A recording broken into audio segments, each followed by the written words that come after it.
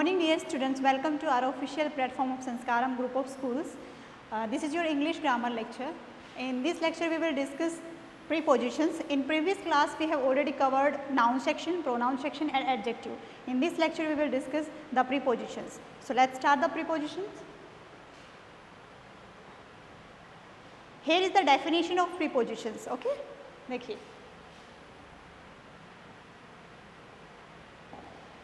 A prepositions is a word used to link nouns, pronouns और phrase to other words within a sentence.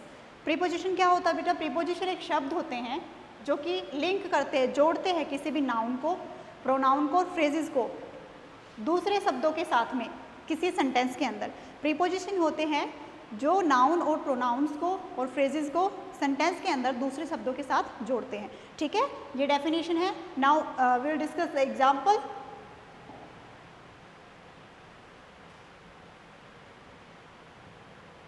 Look at here बेटा. Several of the most frequently used words in all of English. English में कुछ ऐसे शब्द हैं, words देखिए कैसे, सच है जैसे of, to, for, with, on and eight are prepositions. ये प्रीपोजिशंस हैं बेटा. ठीक है, of, to, for, with, on and eight are prepositions. Other prepositions of place such as, और जो स्थान अगर किसी सेंटेंस में किसी चीज़ को स्थान पे बताना है, कोई स्थान की कहाँ पे क्या चीज़ है, तो प्लेस को कौन डिनोट करता है? देखिए, under, over, inside, outside, above and below. ये प्रीपोजिशंस हैं जो किसी भी सेंटेंस में अगर प्लेस का जिक्र हो रहा होता है तो वहाँ पे हम इन प्रीपोजिशंस का इस्तेमाल करते हैं. ठीक है, और जो यहाँ पे है इनको हम किसी भी जैसे टाइम बताने के लिए, ठीक है, हम इन प्रीपोजिशंस का इस्तेमाल करते हैं. तो ये कुछ ऐसे वर्ड्स हैं जो प्रीपोजिशन कहलाते हैं इंग्लिश लैंग्वेज में. ठीक है, चलिए आगे चलते हैं. Now move on the next slide कि कितने क्या एग्जाम्पल्स हैं, एग्जाम्पल्स में इनको हम कैसे इस्तेमाल करेंगे we will discuss here.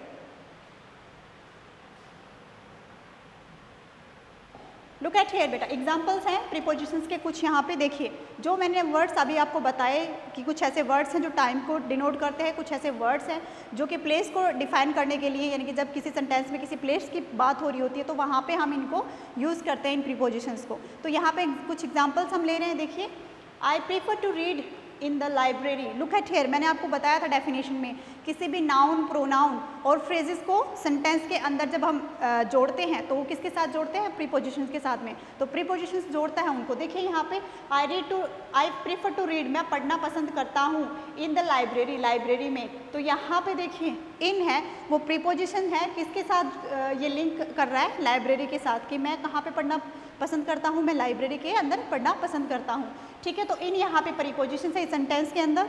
Now please sign your name on the dotted line after you read the contract. Contract को पढ़ने के बाद आपने अपने हस्ताक्षर करने हैं. किसके ऊपर करने हैं?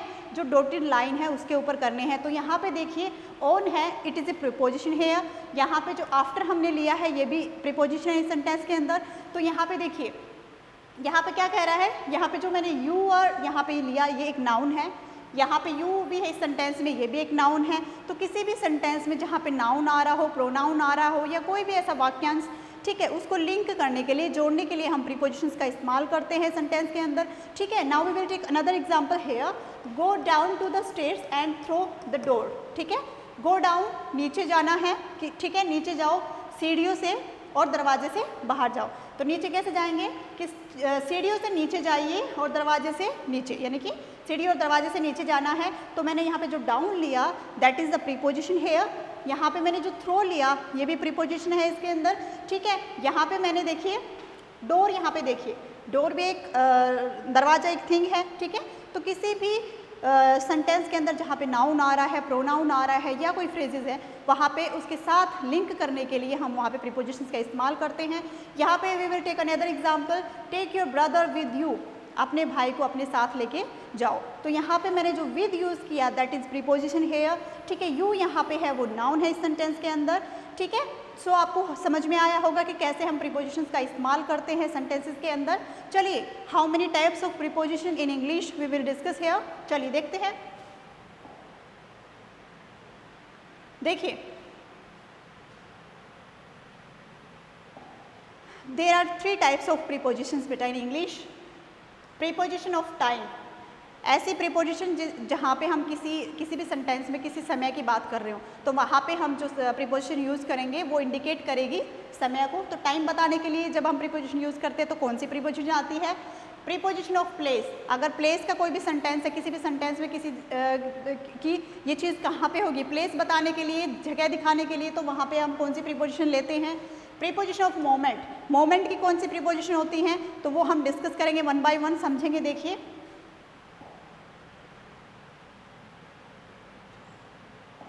द थर्ड प्रीपोजिशन टाइप्स क्या है हमारे पास? Preposition of time. ठीक है, here is the definition of preposition of time. देखिए कहाँ पे आती है? They are use to help indicate when something happened, happens और विल हैपन। इसका इस्तेमाल कब करते हैं? ऐसी प्रीपोजिशंस जो टाइम के अंदर आती हैं उनको हम कहाँ इस्तेमाल करते हैं? जब भी कुछ कहाँ इंडिकेट करते हैं? जब भी कुछ हो रहा होता है, कुछ हो रहा है, ठीक है, हो चुका है, कुछ हो रहा है और कुछ होने वाला है। अगर किसी भी सेंटेंस के अंदर कुछ हो चुका है कोई काम, या कुछ काम अभी हो रहा है करंटली, या होने वाला है, तो वहाँ पे हम इन प्रीपोजिशंस का इस्तेमाल करते हैं। तो देखिए examples of time prepositions include eight. ठीक है, टाइम प्रीपोजिशंस कौन कौन सी होती हैं? On, in, before, after. ये कुछ वर्ड्स हमने लिए हैं प्रीपोजिशन में जो टाइम को इंडिकेट करते हैं, that is called time, preposition of time. चलिए we will take example to understand.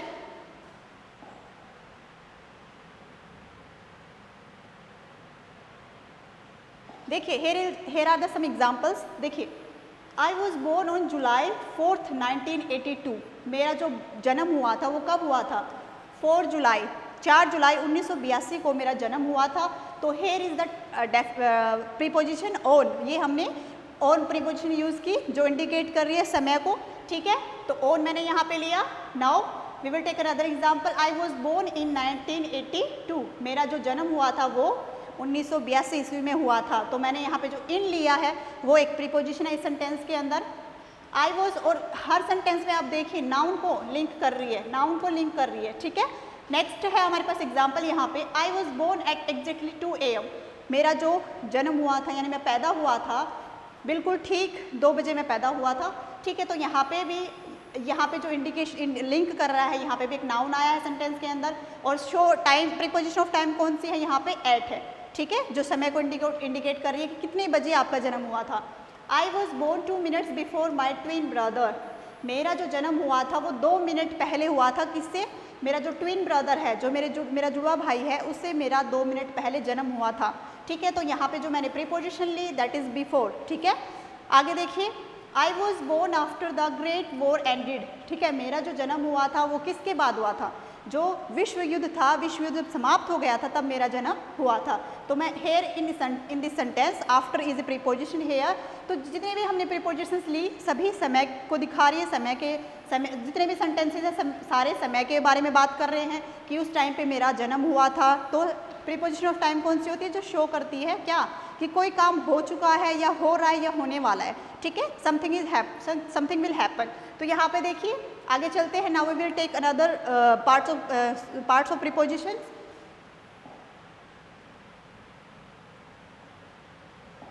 Prepositions of place. ठीक है, प्रीपोजिशन ऑफ प्लेस कौन सी होती हैं? देखिए preposition of a place show the relationship of place between the nouns to the other parts of a sentence. किसी भी sentence के अंदर क्या दिखाते हैं? रिलेशनशिप दिखाते हैं, संबंध दिखाते हैं। ठीक है, किसके साथ में? किसके बीच में? नाउन के बीच में। प्रीपोजिशन और नाउन के बीच में रिलेशनशिप होगा। ठीक है, to the other parts of sentences, दूसरा पार्ट बचता है सेंटेंसेस का उसके साथ में। देखिए कौन कौन से ऐसी प्रीपोजिशंस हैं जो हम प्लेस में डिफाइन करते हैं। देखिए